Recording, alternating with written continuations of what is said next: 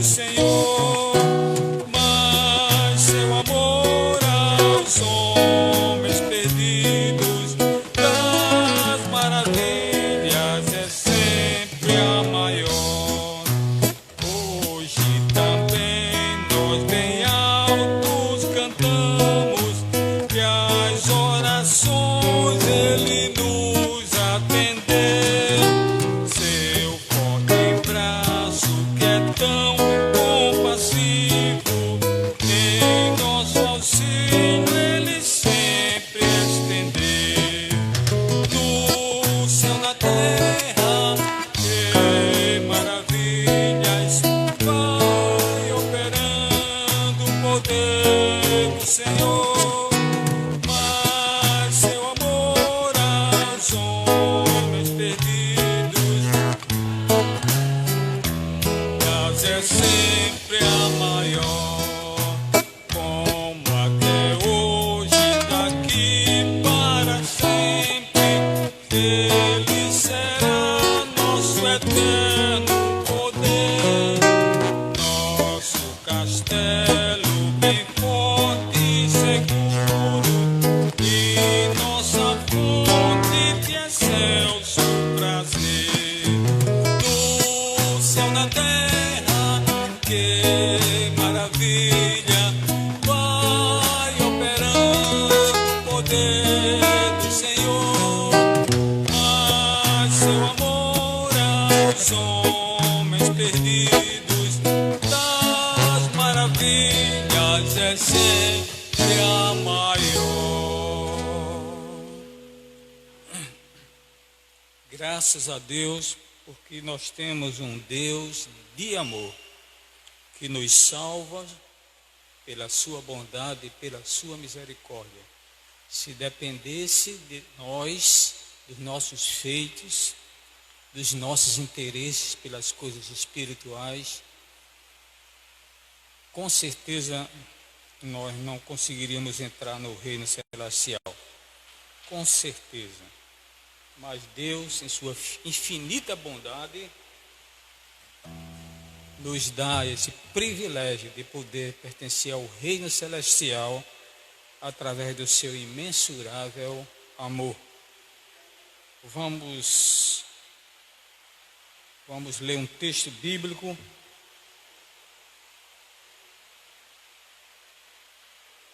Na carta de Paulo aos Romanos. Vamos mais uma vez ler os versículos, capítulo 1, até porque nós estamos estudando o capítulo 1. Já lemos a semana passada, o 2. Mas se nós estamos estudando o capítulo 1, nós precisamos ler o capítulo 1. Pelo menos aquela parte que toca no estudo de hoje. Porque nós precisamos decorar a carta do apóstolo Paulo. Nós precisamos decorar. Eu não sei se é possível os irmãos irem mais para frente. É possível os irmãos virem mais primeiros bancos aqui? É possível? Claro que é, né? Aqui nos primeiros bancos tem lugar à vontade, gente. Vamos ler os versículos de 8 ao 17. 8 ao 17. Quem encontrou, diga amém. Primeiramente dou graças ao meu Deus, por meio de Jesus Cristo, no tocante a todos vós, porque em todo o mundo é anunciada a vossa fé. A fé de quem, irmãos? Dos crentes da igreja em Roma. Versículo 9. Deus a quem sirvo em meu espírito, no evangelho de seu Filho, é minha testemunha de como incessantemente faço menção de vós. Paulo aqui está dizendo que ora pelos irmãos da igreja de Roma. Versículo 10. Pedindo sempre em minhas orações que em algum tempo pela vontade de Deus, se me ofereça boa ocasião de ter convosco. Paulo aqui desejava muito visitar os irmãos lá da igreja de Roma, era muito distante, e ele desejava estar com aqueles irmãos naquela igreja. Então ele está sempre orando, pedindo a Deus para que Deus abra portas para ele poder chegar naquela igreja. Versículo 11: desejo ver-vos para vos comunicar algum dom espiritual, a fim de que sejais fortalecidos. Não basta aceitar Jesus como Salvador, é preciso conhecer a palavra de Deus, os dons espirituais, aquilo que Deus tem para a igreja. Paulo está dizendo aqui que ele desejava ver eles, a fim ou com o objetivo de comunicar algum dom espiritual. Versículo 12: isto é, para que juntamente convosco eu seja consolado pela fé mútua, assim vossa como nossa. Todo crente tem a mutualidade entre um irmão e outro irmão. E aí, quando a gente conversa com o irmão, a gente aprende com eles e ele aprende com a gente. Essa é a palavra mutualidade. Vivemos a mesma fé. Agora, se você tem um irmão na igreja que traz uma outra fé, além daquilo que você não é mutualidade, não está de acordo, ok? Paulo está dizendo que a mesma fé que ele tinha, os irmãos lá da igreja de Roma tinham. Versículo 13: não quero, porém, irmãos, que ignoreis que muitas vezes me propus ir ter convosco, mas até agora tenho sido impedido para conseguir entre vós algum fruto, como também entre os demais gentios. Paulo está dizendo aqui que não gostaria que os irmãos pensassem mal deles, não ficar sem saber também por qual razão Paulo tinha ido visitar todas as igrejas, menos a dele. Paulo está dizendo, eu tenho vontade, eu já me propus até ir ter com vocês, mas alguma coisa estava impedindo ele de chegar até eles. Versículo 14, ele diz, eu sou devedor tanto a gregos como a bárbaros, tanto a sábios como a ignorantes. Ele está dizendo que Deus levantou ele para instruir acerca do Evangelho. E ele era devedor, no sentido não de dinheiro, mas de poder comunicar. Eu devo a vocês essa comunicação, essa doutrina do Evangelho. Como aconteceram as coisas. Eu preciso ter com vocês para poder passar isso para vocês. Não importava a quem, se a gentios ou não gentios, a judeus ou não judeus, não importa quem sejam as pessoas. Versículo 15, de sorte que quando está em mim, estou pronto para vos anunciar o Evangelho, também a vós que estáis em Roma. Ele está dizendo aqui, de sorte que, quanto está em mim, estou pronto para vos anunciar. Paulo aqui como escravo de Cristo, como devedor, como apóstolo que foi levantado por Cristo para anunciar o Evangelho aos gentios, ele diz que está pronto. O crente tem que estar pronto para pregar o Evangelho, onde quer que seja. E ele está dizendo a vós também que estáis em Roma. Versículo 16, aí Paulo fala da justiça pela fé. Ele diz, não me envergonho do Evangelho, pois é o poder de Deus para a salvação de todo aquele que crê, primeiro do judeu e também do grego. Ele está dizendo aqui que o Evangelho de Cristo não tem privilégios. As pessoas são salvas por meio da fé. Se tiver fé, é salvo. Se não tiver, não é salvo. Não tem privilégio na igreja de Cristo. É movido pela fé em Jesus Cristo. Não adianta o crente dizer, mas eu faço isso, mas eu visito todos os cultos, mas eu canto todo dia de manhã, mas eu leio a Bíblia toda noite antes de dormir, mas eu oro sempre que vou dormir e sempre que vou comer. Mas ele começa a mostrar, muitos crentes são assim, começa a mostrar que ele tem obras. Paulo está dizendo aqui, não tem esse merecimento. Para entrar no céu tem que ser pela fé. Se não tiver fé, tudo que você faz não vale nada para entrar no reino de Deus. Ok? Não há privilégios. Versículo 17. Pois nele se descobre a justiça de Deus, de fé em fé, como está escrito, o justo viverá da fé. Paulo está dizendo, pois nele quem? Em Cristo se descobre a justiça de Deus. O que é a justiça de Deus, irmão? Justiça de Deus é o direito que Jesus comprou na cruz da pessoa que crê entrar no céu. Isso é um direito a todo ser humano, independente de quem ele seja. Se ele crê em Cristo, é dado o direito dele entrar no reino de Deus, dele ser salvo. Através de quê? Da fé. Da fé. Agora, o que precisa ser estudado muitas vezes é o que é fé. Esse é o ponto forte que precisa ser esclarecido para os irmãos. O que é fé? Fé, irmão, não é saber que Cristo existe.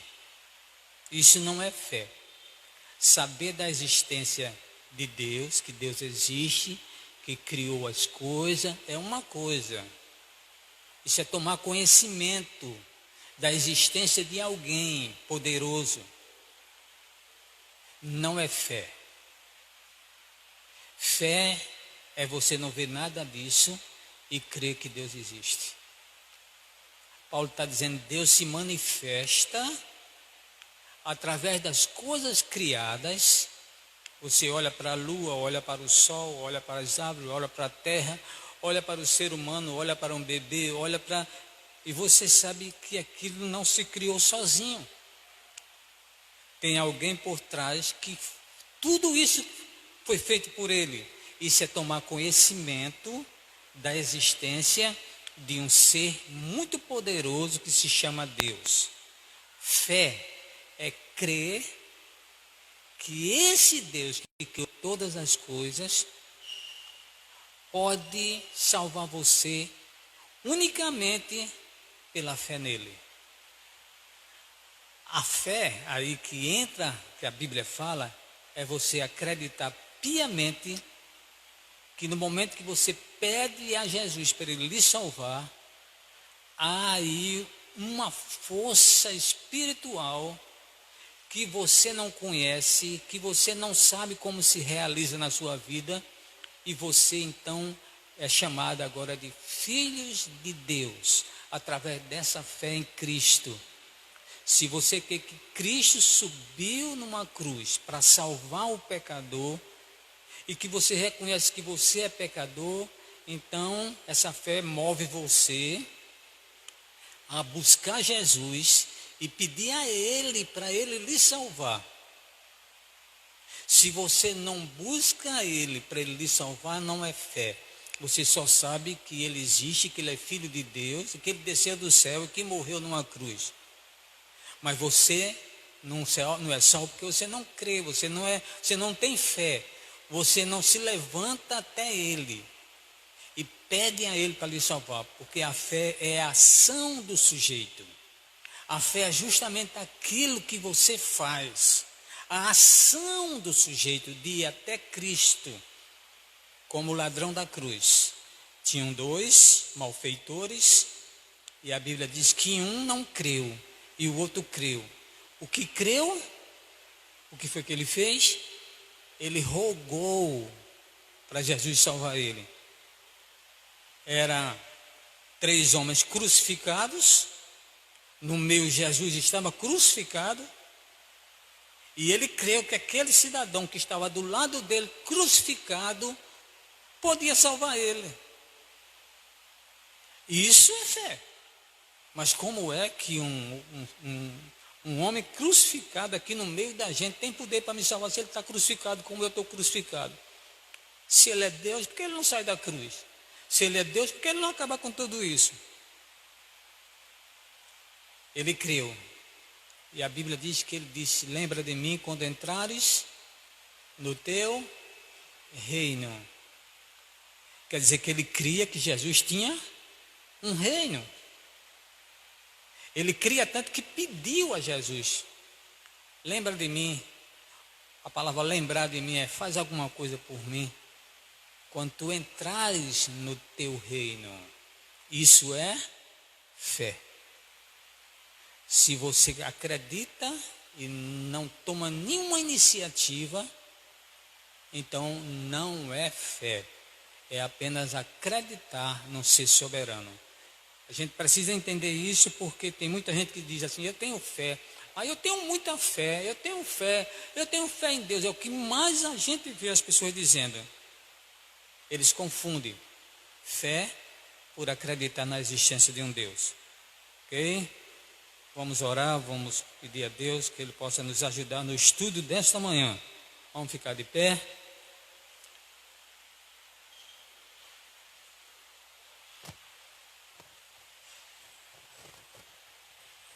Bondoso Deus, Pai amado que habita no mais altos céus, louvado e engrandecido seja o seu nome para sempre.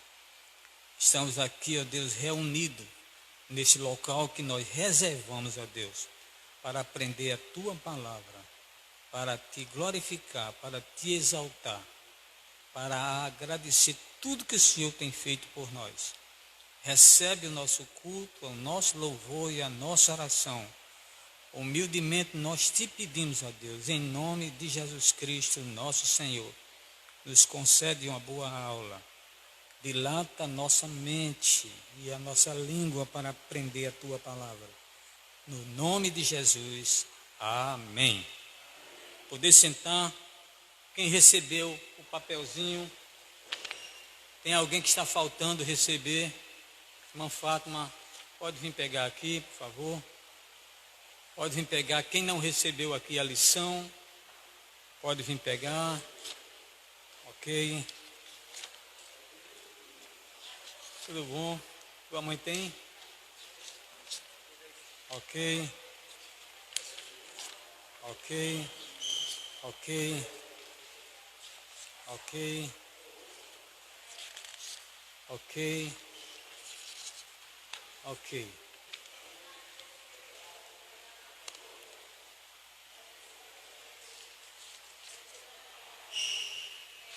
Ok.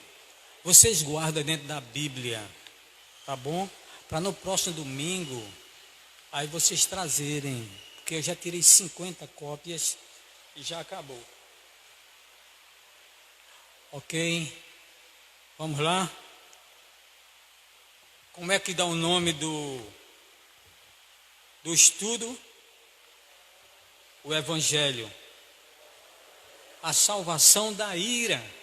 Incrível, né? Como é que você pode entender isso? A salvação da ira, pastor? Sim, da ira. A Bíblia diz que Deus está irado com o povo, ou não?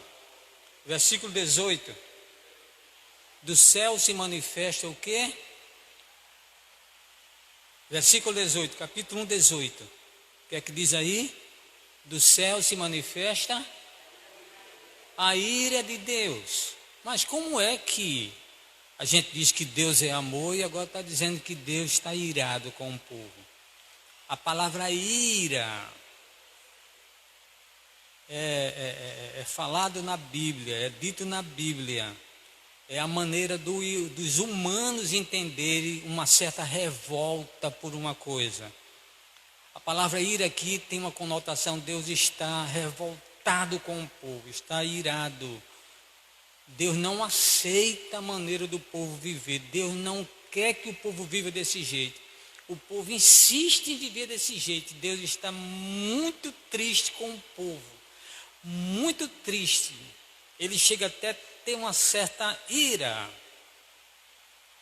Vamos entender isso para a gente não poder aqui dizer que Deus tem uma dualidade. Deus é amor e Deus é mal. Certo? Aqui a ira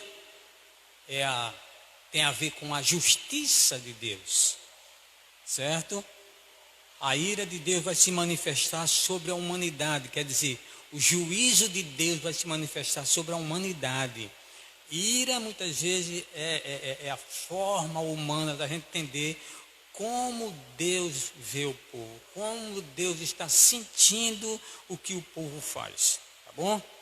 Então, a Bíblia diz que do céu se manifesta a ira de Deus, salvação da ira. E aí, pastor, como é que pode ser salvação da ira? É justamente Deus salvando um povo que ele está irado. Entendeu? É Deus salvando pessoas cuja ele está indignado com eles. E aí é o método que Deus usa para salvar as pessoas, não é pelo que eles estão fazendo, mas pela graça e pela bondade dele. Por isso que dá o nome de salvação, o evangelho, a salvação da ira. Ok? Nós já estudamos aqui essa semana, essas 2 semanas passadas, ou 3 semanas, a introdução do livro de Romanos.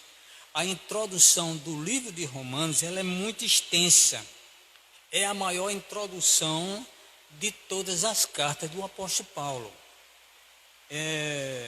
Ele começa a falar aqui uma série de coisas para a igreja lá em Roma, que ele não tinha fundado, que ele nunca tinha ido lá naquela cidade, para aquela igreja.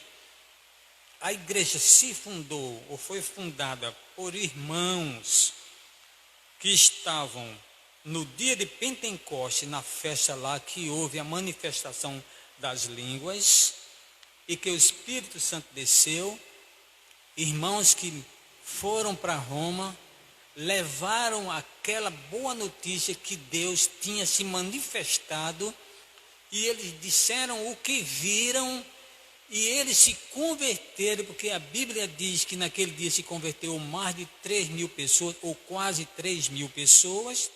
Dentre essas quase 3.000 pessoas, estavam forasteiros romanos. No capítulo 2 de Atos dos Apóstolos, quando ele faz menção ao povo que estava presente, eu estou dando uma pincelada, tá bom? Para vocês entenderem. Diz que havia gente de todos os lugares, homens religiosos de todos os lugares do mundo. O mundo na época era a Europa, certo? O Oriente e o Ocidente. Ali era chamada de Europa. Jerusalém, Israel, ela ficava no mapa central do mundo da época, no meio. Então Deus, com propósito, tirou o povo do Egito e levou para Jerusalém, para Israel, para dali formar o povo que ia evangelizar o mundo todo, através dos judeus. Cristo nasce em Israel, em Belém da Judéia, e ali em Israel é propagado o evangelho. Deus chama 12 apóstolos, Cristo chama 12 apóstolos, e ele consegue evangelizar o mundo da época com 12 apóstolos. Então, Cristo chama Paulo, e Paulo passa a ser o mestre, o doutor, o evangelizador dos gentios. Porque até então, primeiro Jerusalém, primeiro, Jesus Cristo disse, vamos fazer primeiro o povo judeu. Primeiro Jerusalém, depois Samaria, que pescava perto, era uma cidade grande na época dos samaritanos. Ele diz depois toda a Judéia e depois o mundo todo. O propósito e a visão de Cristo era evangelizar o mundo todo, mas Cristo, ele não evangelizou o mundo. Cristo veio para os seus e os seus não receberam, veio para os judeus. parte dele ele fez. Quem iria evangelizar o mundo? Os apóstolos. Por isso que ele disse: ide por todo mundo e pregai o evangelho a toda criatura. Não era Jesus que ia evangelizar, eram os apóstolos. A igreja de Cristo continha 12. A palavra igreja é ajuntamento. Quando os filhos de Deus se ajuntam num lugar só, não importa qual lugar, se houve ajuntamento, se chama igreja, eclesia, que já existia no Velho Testamento. As assembleias, era ajuntamento. Cristo pega essa palavra assembleia, eclesia, que é a palavra que vem do grego, ok? E ele faz: edificarei a minha eclesia. Para o português, edificarei a minha igreja, ajuntamento. Há quem diga por aí que não precisa de igreja. Quando você ouvir alguém dizer que não precisa de igreja, não discuta. Fique na sua. Pergunte ao pastor se tiver dúvida. Leia a Bíblia. Não argumente com pessoas que foram preparadas para argumentar com pessoas que não têm conhecimento. E o que é que acontece quando alguém que tem está preparado para argumentar com você, mesmo que seja uma mentira? Você já notou como é que Satanás argumentou com Jesus lá no deserto? Jesus falava da palavra e ele dizia: está escrito também. O senhor pode se jogar daqui que não vai acontecer nada. Então, tem gente que arruma argumento bíblico para se proteger. O que Deus quer da gente, irmãos, que a gente aprenda a palavra, se mantenha firme no propósito que foi feito a igreja. Para que foi feito a igreja? Porque Cristo fundou a igreja, porque Ele estabeleceu uma igreja. Você precisa saber disso. Aqui nós podemos ver que o apóstolo Paulo escreve a igreja. Era um grupo de irmãos que estava em Roma, que se juntavam para aprender a palavra. Grupos nas casas, porque ainda não tinha um prédio, como nós temos um prédio, como em Jerusalém tem um prédio, entendeu? E ali chamava templo. Isso aqui não é igreja, isso aqui é templo. O lugar onde se reúne é a igreja. Igreja é gente, é povo. Não tinha ainda estabelecido em Roma um prédio, um templo. Então ele se juntava na casa dos irmãos. Quem tinha a casa maior, juntava um grupo maior de irmãos. E eles estavam muito juntos ali. Um visitava a casa do outro. Não era um grupo separado lá, que não tinha comunhão com os outros grupos. Eles estavam sempre em comunhão com os outros. Só não se juntavam num lugar só por conta de espaço. No Novo Testamento, a gente vê que as igrejas se estabelecem como templo. Só para entendimento, Paulo escreve para esses irmãos com um propósito. E qual era o propósito do apóstolo Paulo? Paulo queria que os irmãos da igreja de Roma tomassem conhecimento de certas coisas que eles não tinham, que eles não sabiam, que eles ignoravam. Por exemplo, eles ignoravam a graça de Cristo, irmão. Por isso que Paulo fala muito na graça, a graça de Cristo. Veja na saudação de Paulo, capítulo 1, versículo 7. A todos os que estáis em Roma, amados de Deus, chamados para ser santos, graça e paz da parte de Deus, nosso Pai, e do Senhor Jesus Cristo. Gente, Paulo está escrevendo para uns irmãos lá em Roma: a todos que estáis em Roma, amados de Deus. Porque ele chama o povo de Roma de amados de Deus? A carta tem uma direção. A direção é para os irmãos que estavam em Roma. E eles são chamados de amados de Deus.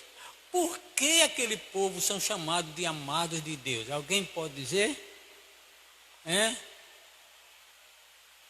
Alguém pode falar? Quer alguém falar alguma coisa? Porque o povo de Roma foi chamado de amado de Deus. O apóstolo Paulo escreve dizendo: vocês são amados de Deus. Por quê? Alguém sabe? Eu sei que sabe, mas não querem falar. Certo? A Bíblia nos mostra aqui que eles são pessoas separadas por Deus. Eles não eram mais o povo da ira. Entendeu? Eles tinham se convertido ao Evangelho, eles tinham se tornado filhos de Deus, e agora eles eram o quê? Amados de Deus. Deus ama aqueles que obedecem, aqueles que fazem a vontade dele. Paulo trata os irmãos agora de amados de Deus, chamado para ser santos.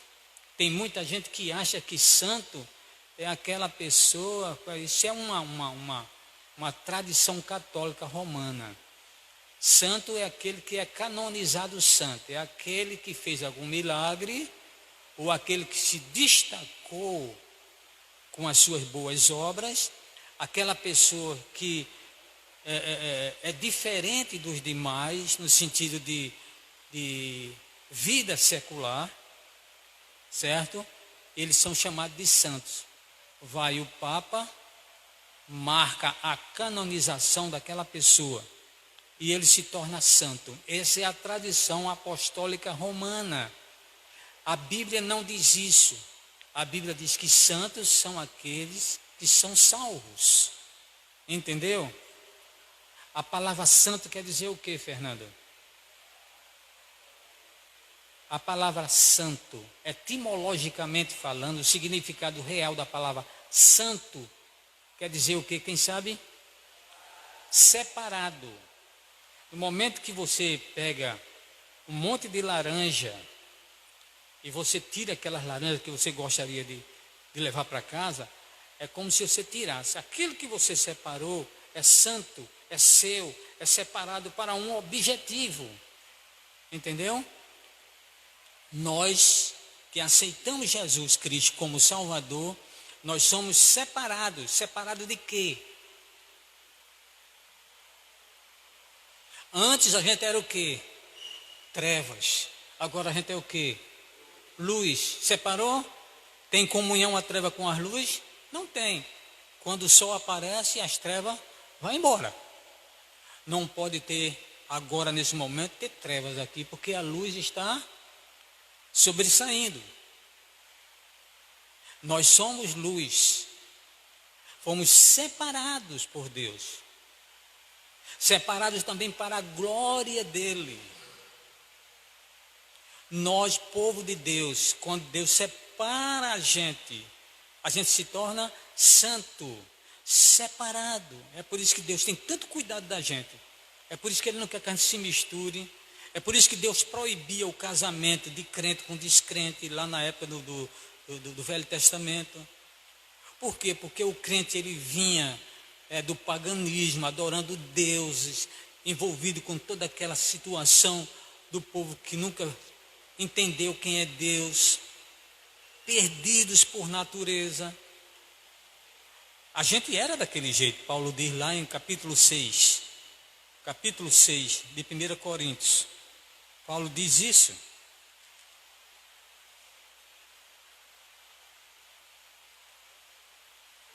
Paulo diz isso no capítulo 6, versículo 11.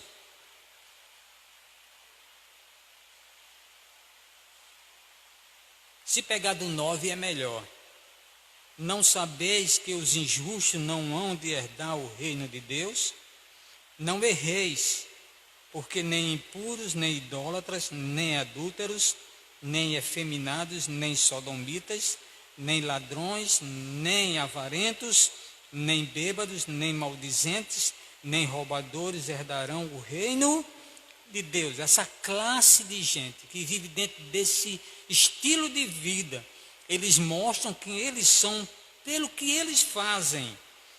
Paulo diz aqui no versículo 11, esse povo não entra, no 9 e no 10. Ele diz, e tais foste, no versículo 11, alguns de vós, mas fostes o quê?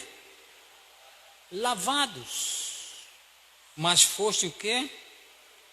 Santificados, separados. Mas fostes o quê? Justificados. Justificado é aquele que fez um mal, que causou alguma coisa ruim, e ele não sabia, então ele vai e se justifica através de Cristo. É o que eu falei aqui quarta-feira. Se você perdeu o emprego, perdeu o dia de trabalhar, a firma não quer saber, vai descontar no seu salário o dia perdido. Se você outra vez faltar, 3 vezes você é demitido. A firma não quer saber o que você está fazendo, deixando de fazer. Ele não acredita no que você diz, porque tem muita gente mentindo. Você precisa se justificar diante da empresa. O que é que tem que fazer? Trazer um atestado médico. Não é assim nas empresas? O atestado médico faz o quê? Justifica você. Aí você volta a trabalhar em paz. Está justificado. Aqui o médico está dizendo que você estava doente. Ele está dando a você 3 dias em casa. Você é justificado. Paulo está dizendo aqui que quando a gente era igual a eles no mundo antes de aceitar Jesus Cristo, porque todo crente é ex alguma coisa.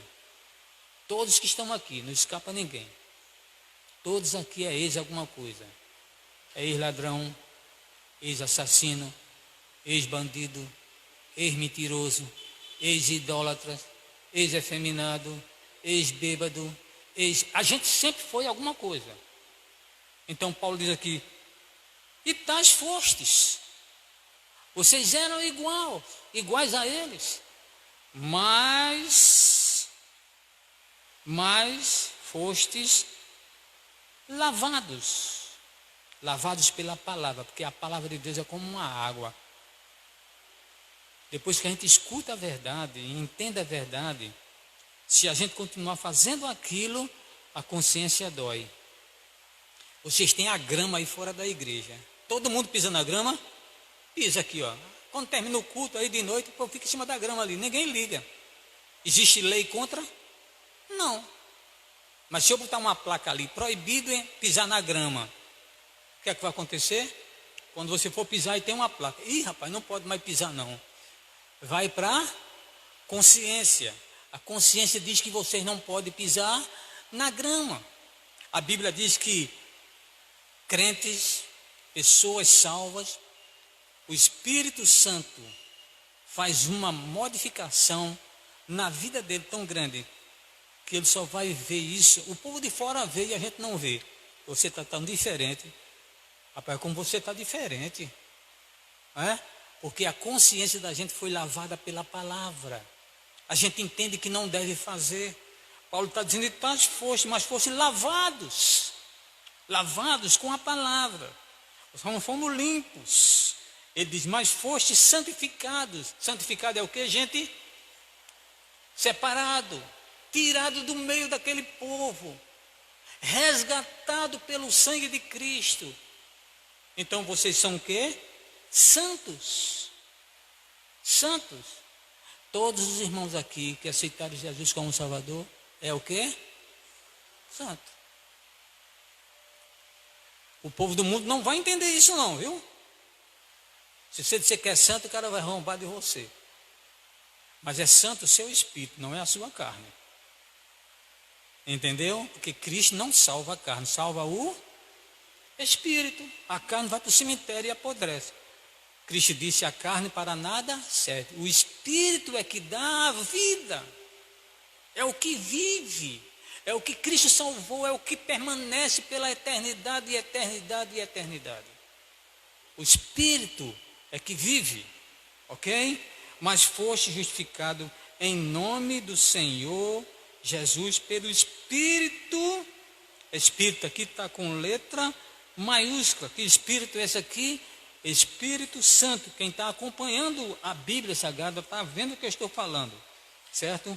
Mas fostes justificados, santificados, certo? Lavados em nome de Jesus Cristo e pelo Espírito Santo do nosso Deus. Paulo está chamando aqui os irmãos da igreja santos. Podia até ser que alguns ainda tinham alguns maus costumes, mas a santificação, eu quero que os irmãos entendam isso. Santificação não é salvação. Salvação é um ato que acontece no dia que você aceita Cristo. Mas muitas vezes ainda está arraigado na nossa carne alguns maus costumes que a gente aprendeu antes de aceitar Cristo. E muitas vezes aquilo fica persistindo ali, persistindo na vida da gente como crente. A gente aceitou Cristo e a gente tem um entendimento que eu não posso mais fazer isso. Mas você ainda faz. Aí trava uma luta. A carne contra o Espírito. Por quê? Porque o Espírito Cristo salvou. E a carne é pecadora. Mas não quer dizer que você não seja santo. Você pode não ser um santo total entre espírito e carne. Total, mas é santo espiritualmente. E estamos subindo os degrauzinhos da santidade, que a cada dia que passa a gente ir mudando. E mudando. Porque a Bíblia diz que Deus há de continuar a obra que Ele começou aí na gente. Amém, irmãos? Paulo chama os irmãos da igreja de santos, aos santos que estais em Roma, certo? Para chamado, que o povo foi chamado para ser santos. Aí ele diz assim: graça e paz. Eu quero que vocês entendam isso hoje. Se vocês saírem daqui hoje entendendo isso, vocês já entenderam muita coisa. Porque é infiltrados as doutrinas chamadas evangélicas, algumas coisas que não é bíblico. A saudação, graça e paz não existe, irmão. Não existe. A saudação, paz no Senhor, não existe, irmão. Quando você saúda uma pessoa, você está desejando aquilo àquela pessoa. Por exemplo, você pode dizer para uma pessoa: bom dia. Você está saudando a pessoa? O que é que você está desejando à pessoa? Que ele tenha um dia bom. É errado? Claro que não. Você não pode desejar um dia bom às pessoas. Claro que você pode. Mas quando você deseja a paz do Senhor, você está desejando o quê? Que ele tenha o quê? A paz. Se ele deseja que a pessoa tenha a paz de Cristo, a paz do Senhor é a paz de Cristo, qual é a paz de Cristo? Qual é a paz, irmão, que Cristo dá a gente? Porque você tem paz, tem espiritual. Por que você tem paz espiritual? Porque aceitou Jesus. Quando eu digo que você tem paz, porque você não vai mais para o inferno. Quando você morre, as pessoas que ainda não sabem para onde vai, eles não têm paz. É um medo de morrer tão grande. Querer morrer é uma coisa, ter medo de morrer é outra coisa. Eu não quero morrer. Medo de morrer, não.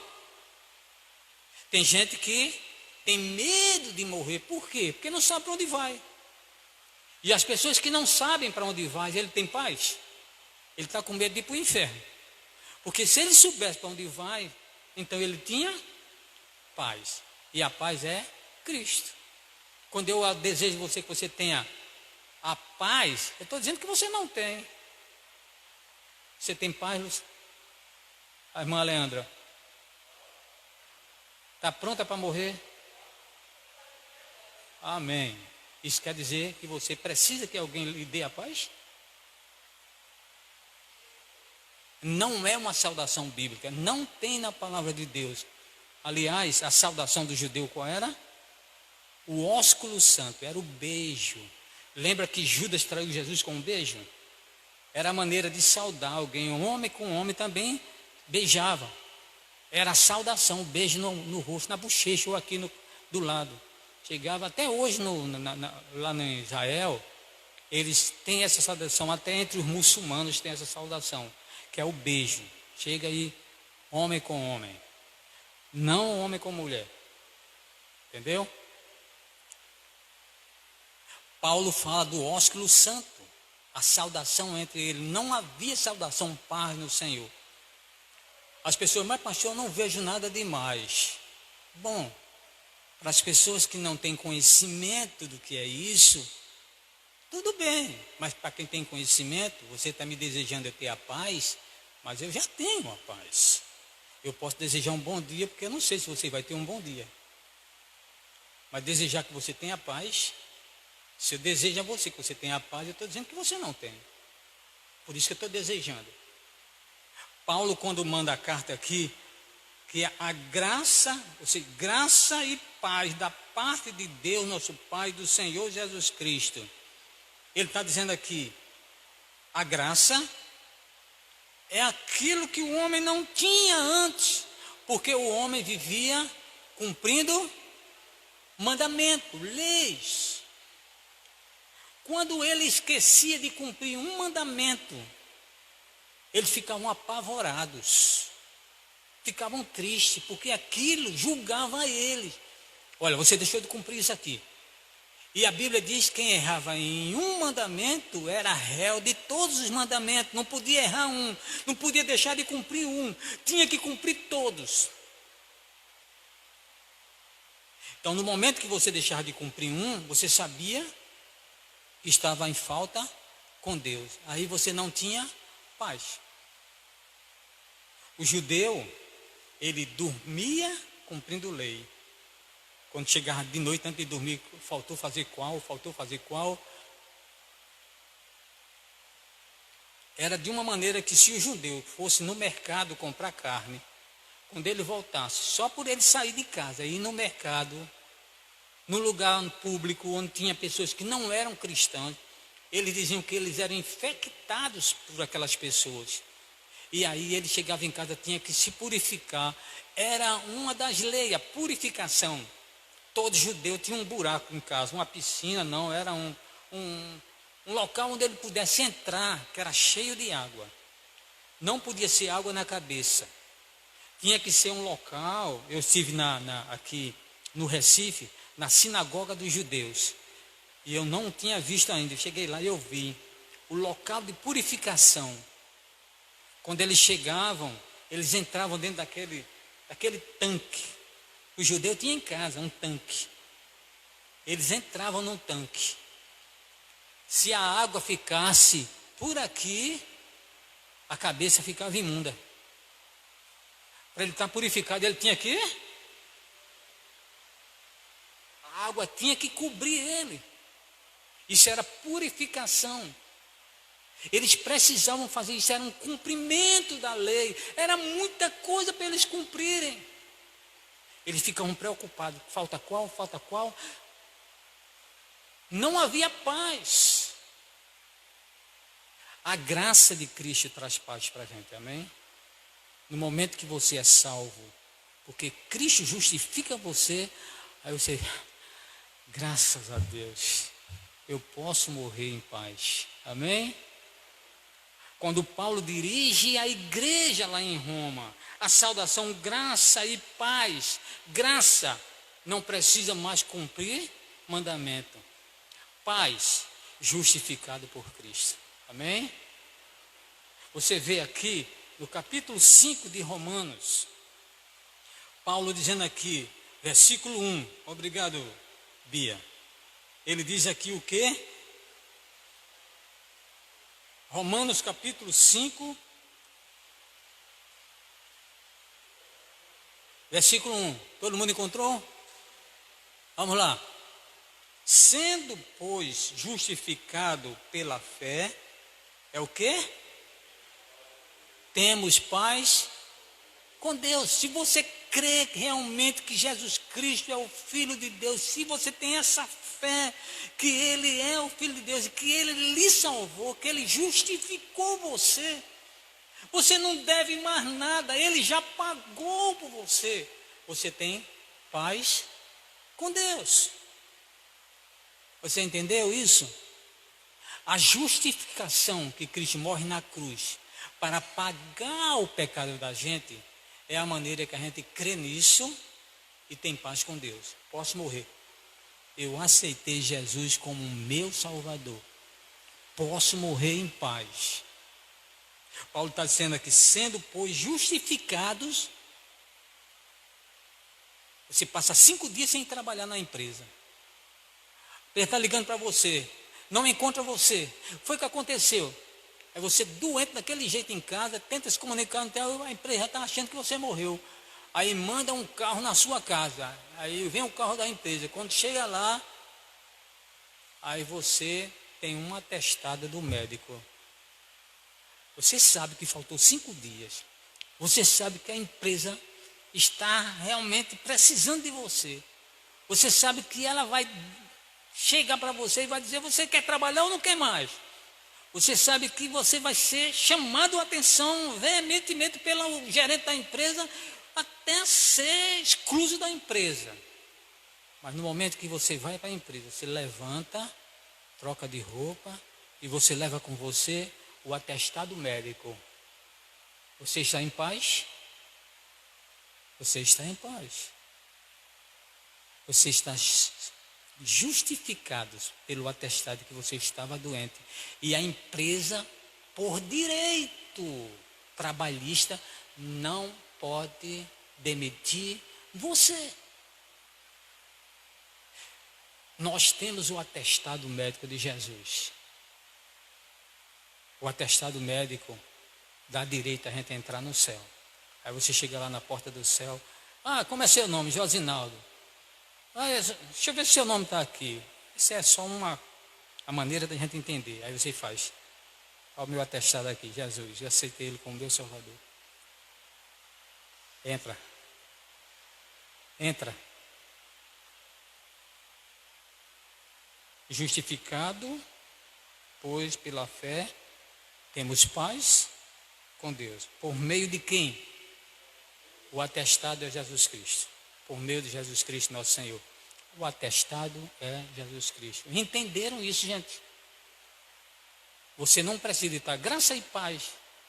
Isso foi uma coisa que os batistas e alguns outros inventaram, porque o outro saudava com a paz do Senhor. E a gente não queria saudar com a paz do Senhor, porque a gente achava que aquilo ali não era tão correto segundo a Bíblia.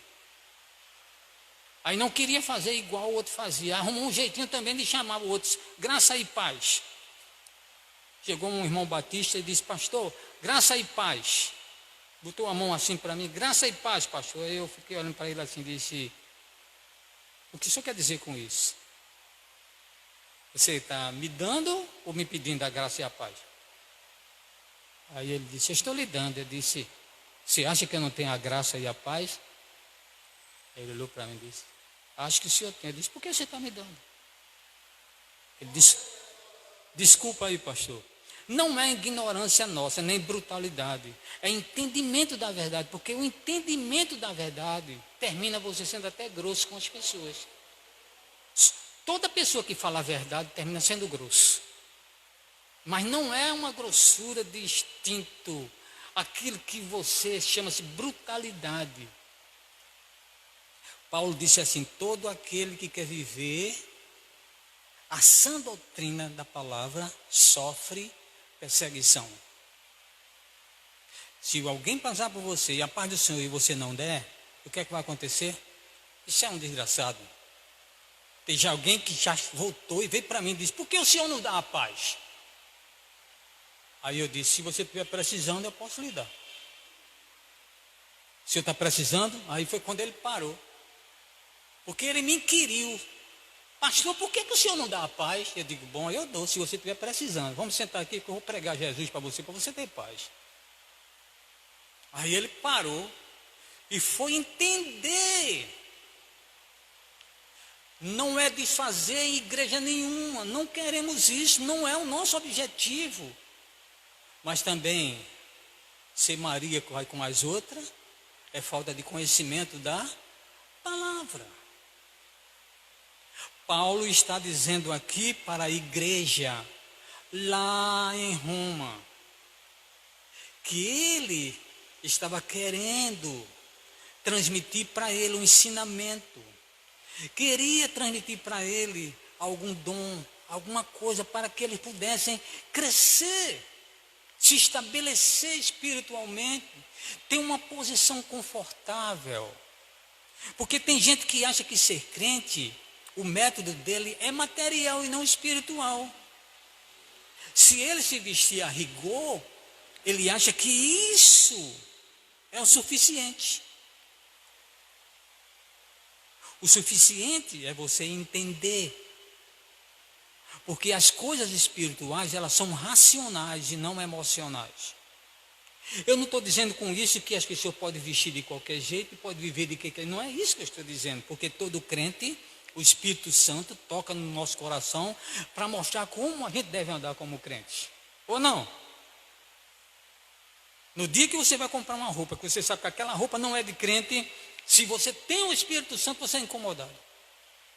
Se você anda com uma pessoa que a pessoa não é crente e dá um exemplo, você é incomodado.